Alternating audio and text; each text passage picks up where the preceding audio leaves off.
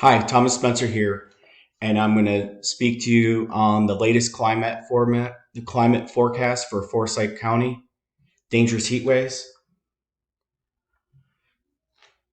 I plan to discuss how climate changes could have very deadly consequences not only in Forsyth County, North Carolina, where my family and I reside, located just above Greensboro as shown by the red spot on the map, but also globally if humans do not start drastically slashing fossil fuel use, electrifying their economies, and sucking carbon dioxide out of the air.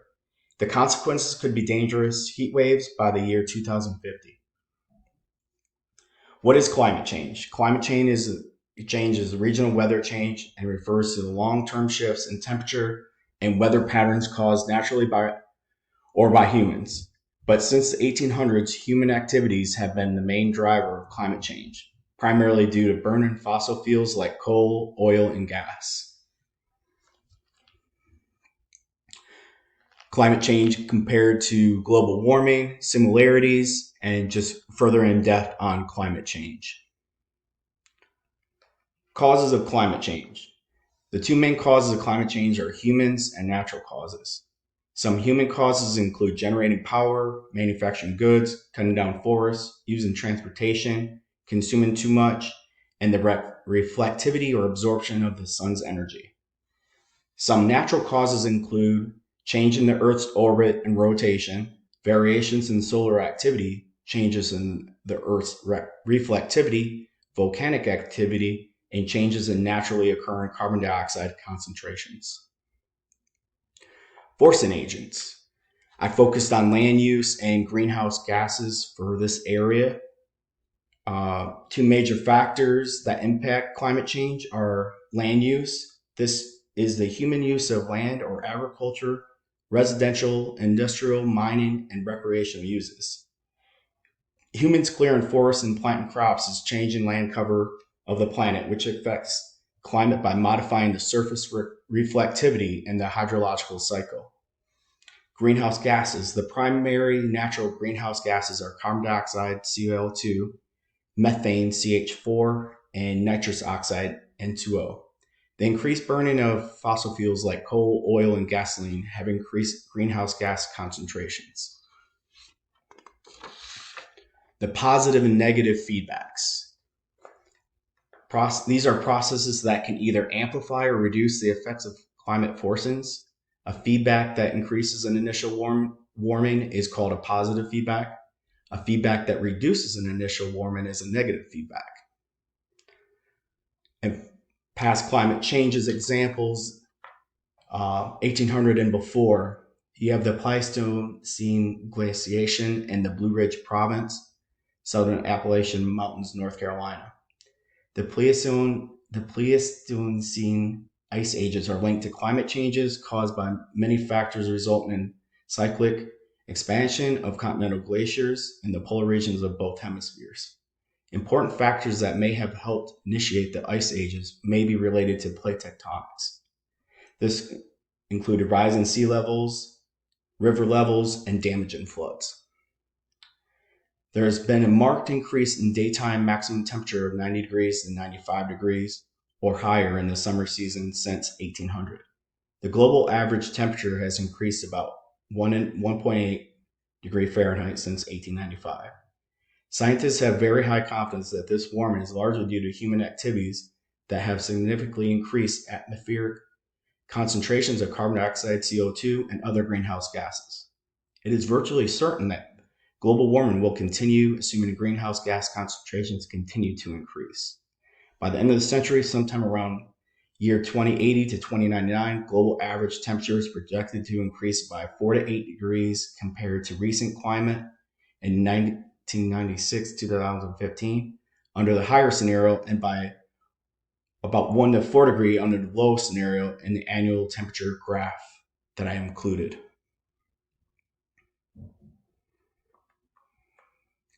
This provides also another in-depth on the past 1800 to 2040. This just goes in more detail given a higher and lower scenario. Also for my region, I provided environmental influences. The invasive species example is the emerald ash borers. An estimated 2.5 million ash trees in the state of North Carolina are at risk.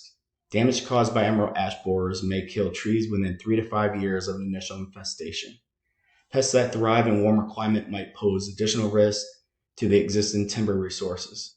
The most recent beetle outbreak, ending in 2001, cost the southern lumber industry $1 billion, with studies estimating 7 times the impact as summers gets warmer and winter milder in response to the climate change. The indirect economic cost from $1 billion beetle outbreak amounted to $723 million, which underscores the extent of damages from the projected rise in harmful pests. The endangered and extinct species example is the barn owl. Changing in land use practices, climate change, and excessive use of rodenticides have diminished barn owl populations and will continue to do so if not reversed or mitigated. A single barn owl can consume up to 3,000 mice, voles, and rats per year, improving crop yields, decreasing pest control costs, and possibly limiting the spread of tick-borne illnesses. To socio-economic impact examples I provided agricultural and forestry and public health. Agricultural and forestry sector in North Carolina is also affected by climate change. Droughts, hurricanes, and increased temperatures in general can severely affect the farming, livestock, and forestry related industries. In North Carolina ranks second in the country in hog production with nearly $2 billion generated in cash receipts in 2006. Adams, 1998, have estimated that a 9-degree increase in temperature has the potential to reduce livestock yield in animal and dairy operations by about 10% in the Appalachian region. A study by Pierre 2003 suggested that the heat stress with minimal abatement caused a loss of $2.6 million per year in the poultry sector in North Carolina alone, with poultry and eggs comprising 36% of the total farm sales, or a value of $3.9 billion in 2006.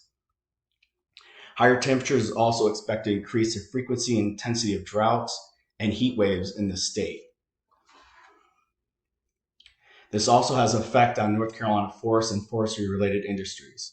The Category 3 Hurricane Fran in 1996 damaged about 8.3 million acres of forest land statewide, with a total damage estimated to be $1.69 billion. In North Carolina, a study estimated that forest damage rise $500 million for every increase in the hurricane category level, taking into account the ripple effects throughout the economy, the total direct and indirect. For public health, as North Carolina temperatures rise due to climate change, air quality could diminish, compromising the health of residents. Higher temperatures can contribute to the formation of ground-level ozone and smog, contributing to an exacerbating respiratory conditions such as asthma.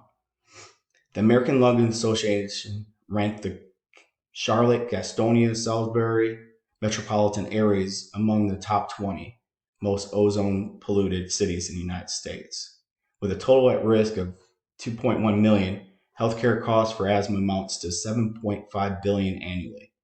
North Carolina has witnessed an increased trend in asthma patients among children as well as adults. In 2003 alone, asthma costs North Carolina $631 million. These health ailments and associated costs could increase as a result of climate change and point to the possible increases in healthcare costs we can expect because of pollution that is causing and is exaggerated by climate change. Despite North Carolina's already hot temperatures, residents could still be prone to risk associated with extreme heat stress and heat waves. Possible mitigation. I provided mitigation one, geoengineering. Reduce greenhouse gas. The plan is to reduce electric power sector greenhouse gas emissions by 70% below 2005 levels by 2030 and attain carbon neutrality by 2050 by increasing the use of green efficient cars and homes and businesses. Reduction of greenhouse gases will help foster long-term energy affordability and price stability for North Carolina's residents and businesses by modernizing regulatory and planning processes. Afforestation. By engaging in global scale tree planting effort, this is remarkably like the climate mitigation of Restore Natural to absorb more carbon, but on a global scale. Future outlook for the area. By 2050, winter in Forsyth County and much of North Carolina could lose a great deal of its freezing bite. According to a national climate change report issued on October 2022, the local winter low could rise from an average of 31 degrees now to 34.5 degrees. On the opposite end of the spectrum, the local summer would jump from an average of 88.1 to 92.9. That 3.5 to nearly 5 degree increase could be constant through much of the year, with the January highs going from 50 to 54 degrees and the lows from 65 to 70. Essentially, that would mean the year-round temperatures in Forsyth and much of North Carolina in 2015 would be more like those of Georgia and Florida. The same report determines Forsyth and surrounding areas could lose as many as 70 days of freezing temperatures in 2015 compared to 2000. The winters in this area are essentially cold to begin with, so even a slight amount of warming can push temperatures above the melting of ice. You may be thinking an average increase of a few degrees to your summer and winter doesn't seem that bad, but buried in these averages are extreme weather events, heat waves, severe rainstorms, and droughts that would be much more damaging and dangerous than smaller shifts in averages.